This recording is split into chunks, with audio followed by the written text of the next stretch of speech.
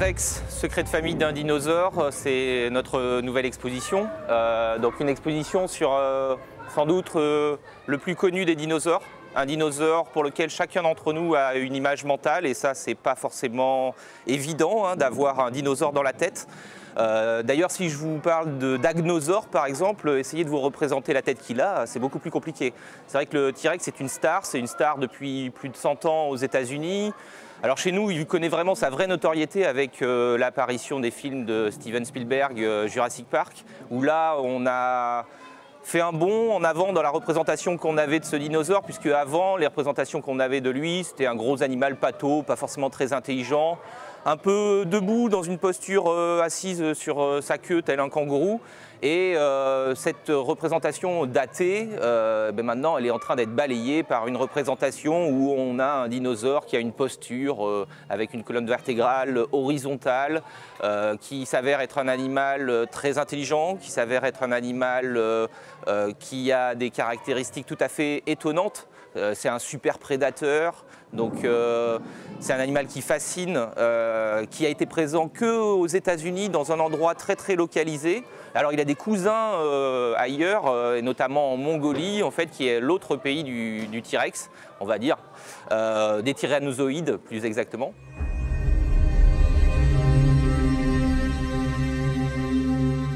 Alors depuis 1905, date de la découverte du premier Tyrannosaurus par un des plus grands paléontologues américains, Barnum Brown, qui est reconnu comme étant le plus grand chasseur de fossiles de tous les temps et qui avait envie de trouver un animal jamais découvert et qui a eu la chance et l'opportunité donc de découvrir le T-Rex. Depuis cette découverte, il y a eu effectivement bon nombre de travail sur les 40 à 50 spécimens qui ont été retrouvés aux États-Unis et qui ont permis d'en apprendre beaucoup parce que les os fossilisés sont une grande source d'informations. Ça nous a permis de savoir à quelle vitesse ils couraient, de pouvoir faire le distinguo entre le mâle et la femelle. Il y a deux types de squelettes différents, un robuste, un gracile. D'en apprendre aussi sur son mode de reproduction. Donc on sait qu'il pondait des œufs et qu'il les pondait par deux. On ne sait pas la taille de sa portée. On imagine que c'est aussi à ce moment-là que il pouvait être l'objet d'attaques par d'autres animaux. À aucun autre moment il était préoccupé par des carnivores qui lui auraient mis à mal. On a appris aussi plus sur son mode d'alimentation. On a retrouvé des coprolites qui sont des gros cacas fossilisés et dans lesquels on en a appris plus notamment sur le fonctionnement de sa mâchoire, puisqu'on retrouve que des os complètement broyés, donc il avait vraiment une mâchoire extrêmement puissante, bien plus puissante que des animaux qu'on connaît aujourd'hui avec des mâchoires fortes, genre l'alligator ou la hyène. Là déjà la taille des bananes, c'est comme ça qu'on les appelle, les bananes mortelles pardon, en fait, et la pression faisait que a priori rien ne subsistait. Donc on a déterminé ainsi son mode d'alimentation et il y a encore des choses qui sont à découvrir parce qu'il y a des certitudes qu'on a, il y a des choses qui font l'objet de semi-certitudes, des discussions encore entre les scientifiques, notamment sur est-ce qu'il était charognard, est-ce qu'il était prédateur. Pour démontrer qu'un animal est prédateur, c'est pas chose évidente, ça s'est fait au travers d'une découverte très très récente qui date de 2013 où on a retrouvé une dent figée dans une partie, dans un ossement d'un autre animal. Cette dent avait dû se détacher de la mâchoire du T-Rex, s'était recalcifié autour de l'os et l'animal était reparti gambadant. Donc c'est la preuve que oui, il avait été attaqué vivant. Démonstration qui n'était pas forcément évidente à faire. Suite à quoi on apprend aussi des choses dans l'exposition comme la proximité des T-Rex et des oiseaux qui sont en fait... on dit souvent que les dinosaures ont disparu. Ce qu'on peut dire, c'est que ce n'est pas complètement une réalité puisque les oiseaux d'aujourd'hui sont les dignes héritiers des dinosaures. D'ailleurs, dans les caractéristiques communes qu'on peut constater et découvrir dans l'exposition, il y a par exemple la présence d'os creux chez le T-Rex qui a vocation à alléger ce gros squelette quand même qu'il fallait pouvoir déplacer dans l'environnement. Il va y avoir aussi les omoplates qui sont scindés, vous voyez, comme dans l'os que des fois on s'amuse à tirer chacun de son côté pour savoir qui aura son vœu réalisé, ou voilà. Et il y a toutes sortes d'autres caractéristiques communes en fait entre ces animaux.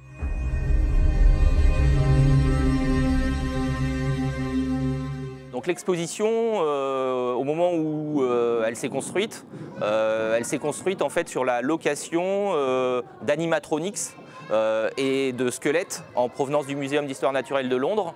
Ces animaux étaient à cette époque-là à Lisbonne, au Portugal. Donc une partie de l'équipe s'est rendue sur place.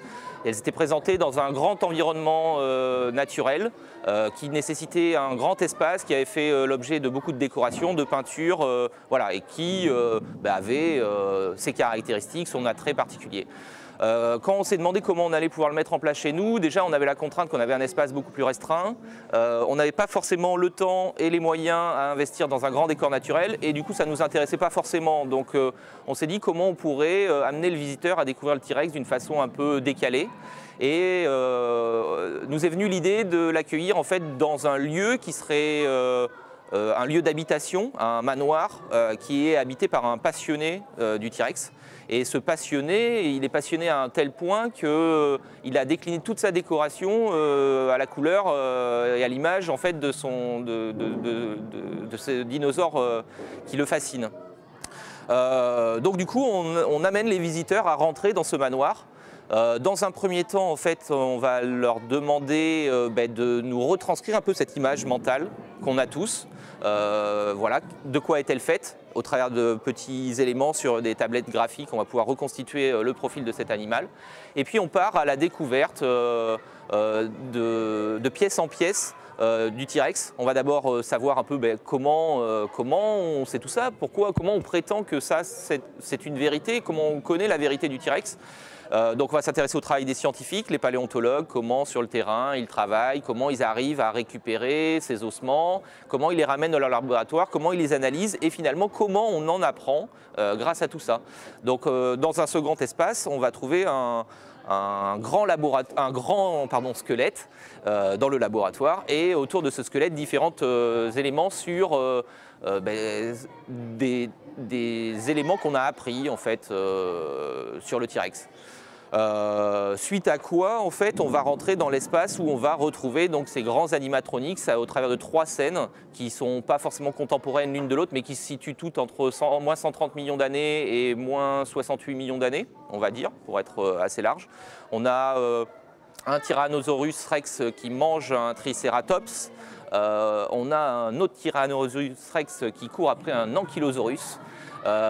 Et on a également des petits animaux qui chassent en groupe et qui sont, là pas des T-Rex, mais qui sont une évocation du fait que on imagine que possiblement il pouvait y avoir des modes de pour la chasse, y compris chez le T-Rex. C'est avéré chez certains dinos, c'est avéré aussi que les dinos, contrairement à l'image ancienne, pour certains, se déplacer en groupe, vivaient en communauté, qu'on voit très bien dans les premières scènes de Jurassic Park. On a une grande, quand ils arrivent sur l'île, on a une grande vallée avec plein de dinosaures herbivores.